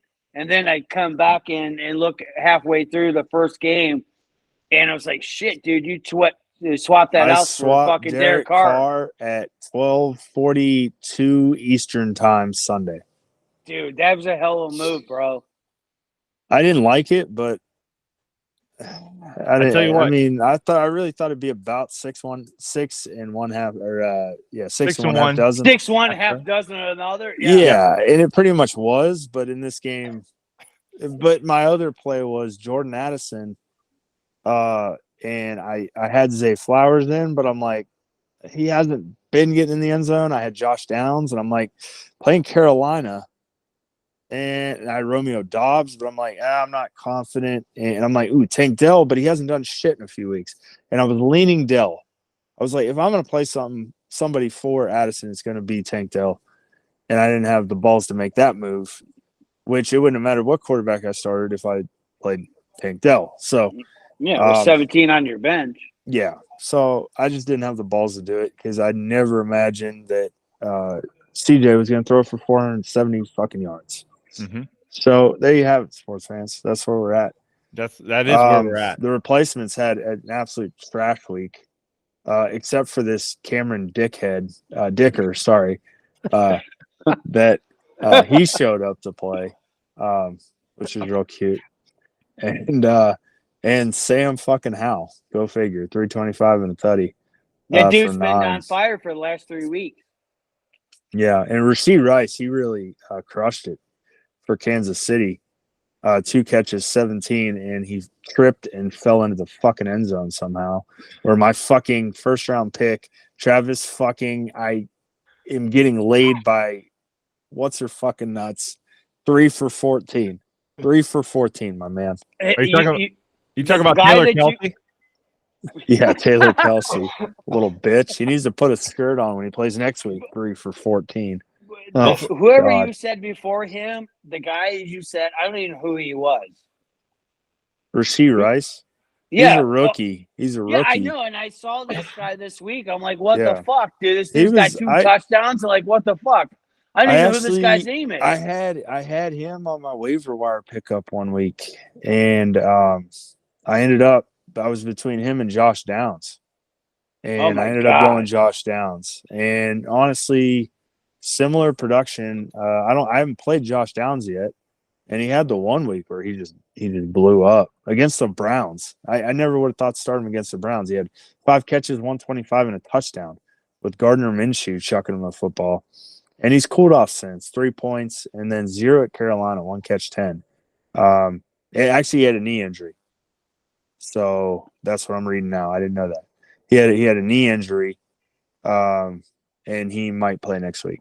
So that makes you feel better. So that wasn't necessarily him not performing. It was an injury.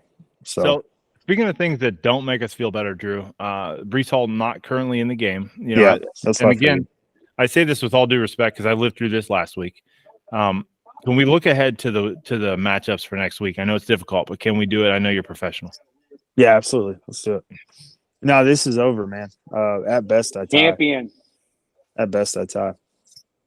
So week 10, the replacements at the Land Sharks. How you feeling, Mike? He's feeling good. He's feeling so good he doesn't want to comment on that one.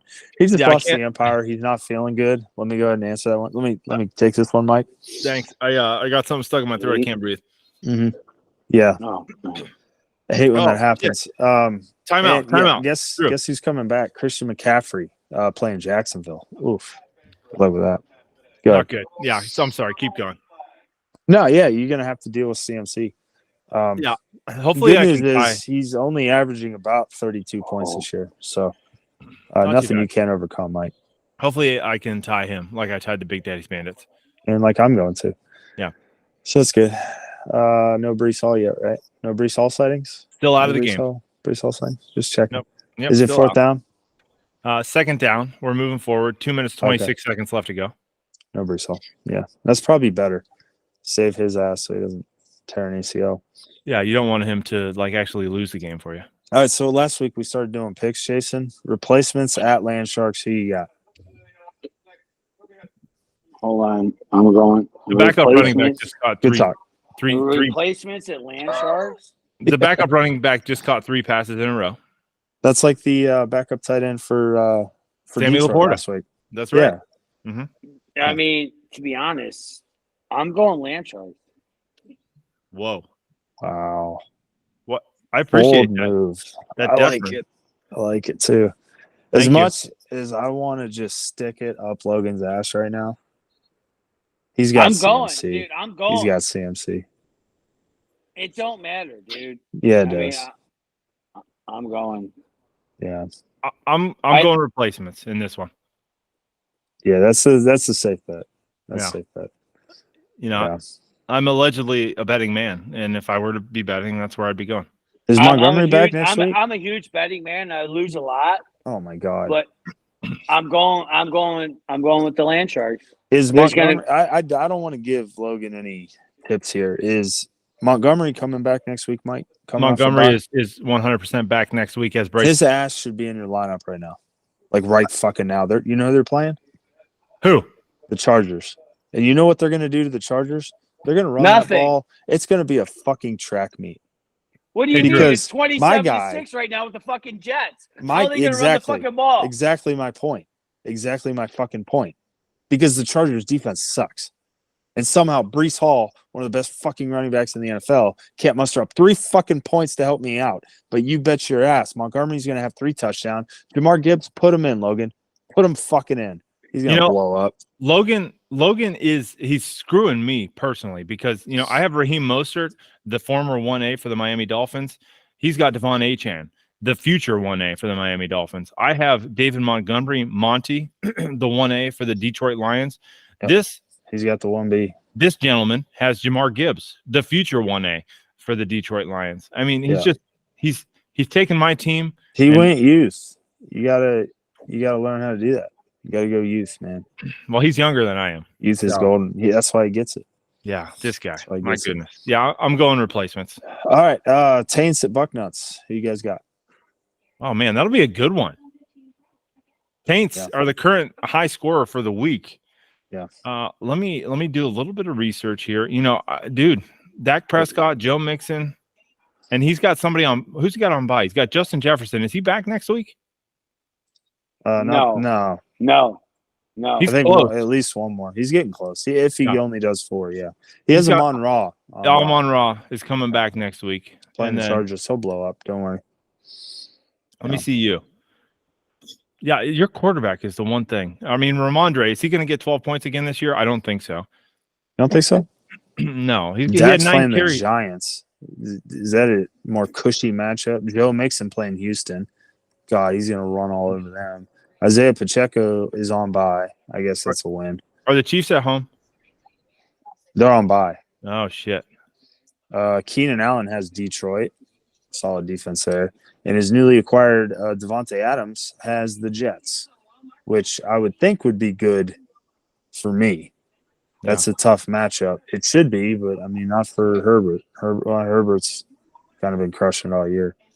Actually, they ran the ball, I think, a little better today than they threw it. So. Dude, yeah, they ran the ball today. They fucking sucked throwing the ball. Yeah. To be honest. The good news is Cole Kmet got 2 touchdowns today or this week. So next week he should be kind of on his own little personal bye week. It should be the down. They're playing Carolina though. Oh, so bad. Drew, So I need bad. you to beat the Taints because they're in my division, and I still am in the lead in this division in spite of my loss and my tie. But I'm sorry, man. I got to pick the Taints. Yeah. Yeah. I don't want to backtrack, but dude, Herbert is 16 to 30 for 136 yards and 2 of 17. Yeah. He only got 2 points. Yeah. I mean, And AJ Brown's on bye. I mean, AJ Brown's on bye too. Yeah, AJ Brown's on bye. So I'm hurting. Yeah. What's really sucks me is I look forward. It's week 13, which I do believe that's our first of our playoff series. And I think it's No. 15, 16, 17 are our playoff weeks, I think. that's right. It was the first of our divisional playoffs, dude. Like half of my team's on bye. All the Chargers are on bye, which is gonna suck for me. And I gotta play the replacements in week 13. Yeah. So that's gonna be for my division. that's going to be a big game. I mean, Yeah. I got to hope on my bench without Herbert and Eckler. I hope touchdown Lenny's in the game and playing at that time. Maybe he will be. Drew, who we got next for next week? The Niners tsunami. Okay. Oh man, I mean the Niners. This will be an interesting one as well. I know oh shit, life comes at you fast week, so we'll see how that goes, huh? Yeah, that'll definitely be interesting. I think we got to take tsunami in this, right? I mean, just based off recent performance, I feel like. Yeah, the 69ers putting up 18 points. I mean, both teams are not in the best of positions right now, but I do have to take the tsunami as well. Tyreek Hill is bound to blow up. I'm sure they're on bye, Mahomes, but he's got Trevor Lawrence who's coming. He's got back. Lawrence and he's got CJ Stroud, and he's got probably 5 other quarterbacks we don't even know about. That guy this week, he's dumb. I don't care. Randy, Travis Etienne. CJ Stroud. Etienne's back. Yeah, Etienne's back. I'm going tsunami all day. Yeah, I agree. You're on board with that, right, Jason? Tsunami? Oh, 100%. CJ Stroud, he's on. Yeah. Kings at the Pecker Whackers. Kings. I'm in support of Bob Stradamus. I haven't looked at matchups, but yeah, Bob Stradamus getting the win. Yeah, I agree. That looks about right to me. So I'm on board with that. How you feel? That'll be actually a pretty good game, I think. I think so too. Yeah, that's a game of teams that have kind of underachieved a little bit this year compared to, excuse me, what we've seen these coaches do in years past. I know both have a lot of respect for this league. They've got pride, and they want to get that W. So that should be a good game for sure. Yeah, absolutely. I think so. And what we got after that? Kings, Empire, and the Club. I'm taking. You're taking the Empire. Now, Jason, I did. We were able to get a line into the post-game press conference for our friend, the Replacements. He was asked the question. Excuse me. Is there any truth to the rumor that you're considering benching your starters next week to help increase the odds you'll get invited back next year? I'm sorry I didn't play this during his game, but let's see what he had to say. Good evening, gents. The Replacements here. Hopefully, by the time this gets played, Dicker the Kicker is halfway to his 46 points needed to go back to the 77 pot. Not sure how that works out when the pot's at 0 right now, but I'm willing to find out. Anyway, I've been hearing some rumors. Not sure where they started. Probably Truth Social, but many people are saying that I'm going to just bench my entire team next week for a better chance to get invited back to the league next year. And while I think that strategy may work out next week based on my opponent, who's in a bit of a funk, I will not be doing that. The squad will be back to full strength. I did want to give Mr. Jaleel McLaughlin courtesy start this week on his bye week, just to let him know that we're thinking of him in the coaching staff. And I think he performed admirably, lived up to the expectations that we all had for him, and did just as well as every other running back on the squad. So we thank him for his service. He will go back to the bench, and likely will start Christian McCaffrey at least next week. Maybe bench the rest of the spots, but at least McCaffrey will be in there, and we'll go from there. It should be a great battle next week with the man that has the power to keep me out of the league next year. So I'm in a bit of a predicament, but I'm looking forward to it. I'm looking forward to the show and Drew taking a victory lap over me starting Jaleel McLaughlin. Anyway, thanks for listening. Talk to you soon. Well, I think Logan will be happy to know that Drew, it did end in a tie. This game has gone final. It has. I'm not happy to know that no, he's not showing any deference, and he will start his full and complete lineup. I mean, out of respect for the league, I have to say that I appreciate that, but him and I will be having a closed door meeting on Wednesday just to make sure that he's sure about his choices. Yeah, I like it. I'd veto his ass if I were commissioner, but that's just based off how I'm feeling right now. It was a good game. 41. That's all we could muster, man. That sucks. Mm-hmm. But he had guys on by, and CMC not playing. He was ripe to get beat, and I couldn't do it. So I apologize to the he's in the what is it, the East Division? Eastern. I apologize to the East. That is it's it's not my fault, but it's these little digital players and a stupid block in the back call, which would have got the job done. But hey, guess what? Thank you. Yeah, it helps me. Yeah, well, I mean, I tied him, I guess, for the East. Well, hey, I tied him, so he didn't get a win. So either way, yeah, I'm still ahead of him. So yeah, that hurts. We'll have all three division winners or division leaders currently with a tie in their record, which is just, I think, something new. Yep. So we all agree. Yeah. We all agree the the Empire's replacements are 6-2-1.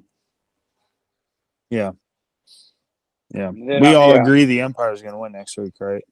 No, it's not fucking happening. Oh, we don't all agree. It's not fucking happening. I thought that was unanimous. Drew, can we make that bet before this podcast is released? I mean, damn right we can. What do you guys want to make? $50 bet? I mean, we all got fucking the shit. I'll put $50 on it. I'm fucking beating Empire. Oh. You guys gonna fucking man up? You're gonna give me fucking 150, or I'm not paying you guys $100, $50 a piece. I think, do it. Drew, that makes. And that's We're pretty good at math on the podcast. I don't see how that adds up. Look. Jason and his damn gorilla math. I'm hesitant. I'm hesitant. Look, that gorilla math, I can't calculate. Drew, I thought that would just mean $25 a piece. That's what I'm thinking. He pays us 50. Bros. You pay both of us 50, and if you win, we give you 50. No, you each give me 50. I'll give each one of you 50 if I lose, and then each one of you guys give me 50 if I win. Counter argument. Here's the final offer. The show, Monday Night Quarterback, is betting you, Players Club, that the Empire will win next week. You're saying that the Empire will lose next week. $50 a side, 2 sides in the bet. That's the offer. Hold on. So what am I getting here? You pay the show. Or the show pays you 50. Yeah, the show pays you 50. All right, so it's 50-50. We're going 50-50. That's right. All right, let's do it. Cheers to you. Hold it up, guys. Cheers. Let's go.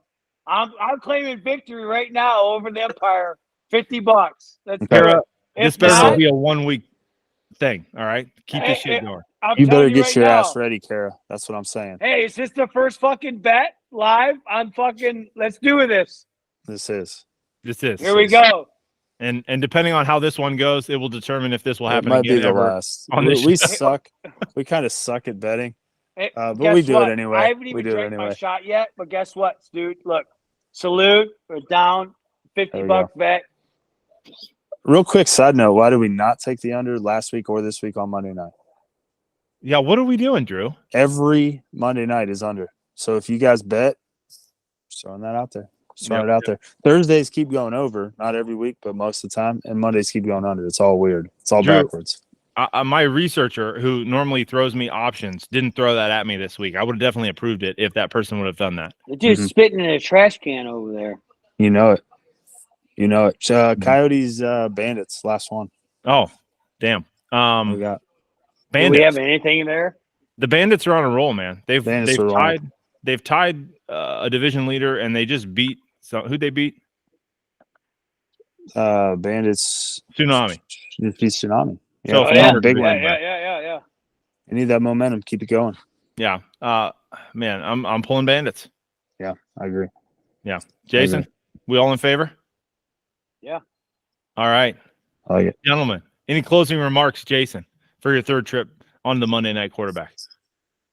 Victory. We did shots on it. $50. Hey, who gets the money? That's my question. If I lose, What's it matter to if you? I lose, You make it out to Monday Night Quarterback podcast. and it goes into the league, no, correct? Or it No. goes to you guys. Yeah. we'll disperse the funds as we see fit. I mean, I'm being honest. I'm the first one to throw a bet out there, and no one's been fucking more confident. I mean, I guess I should have done it when I was out here before, but you know what? I'm not losing the fucking Empire. We're gonna That's have what to I get said. official Be careful Monday with Night that. Quarterback checks made. I know. I may lose $50, but I put $50 on the line. So did the And show. this is for the So show, did and the it's a show. side bet. Yeah. And then if I lose, does that money get put into the payouts for next year, or how does that happen? I don't really care. If we were a little bit more generous group of individuals, yes. But we are not that person. It'll probably get put on the Monday Night Football under for the following week. That's probably All right. what it'll get put on. Yeah. Whatever. I'll pay you guys the fucking money. I don't give a shit. Yeah. Well, or we've maybe known some advertisements for some more sponsors. Yeah, we've known each other since what? We're 2 months old. So like at this point, we can figure out a way to divvy up $50, I think. Well, Yeah. guess what? We never had a bet before, so let's figure this out. Mm-hmm. This is this Tito, this sponsor and bet is sponsored by Tito's. 100%. I think we hammered the sponsors this week. Everybody should be happy. I know they should be happy. And you know what? I'm going to win this bet. So figure out how I'm getting the extra $50 because I'm not losing the Empire. And I'll put my money up.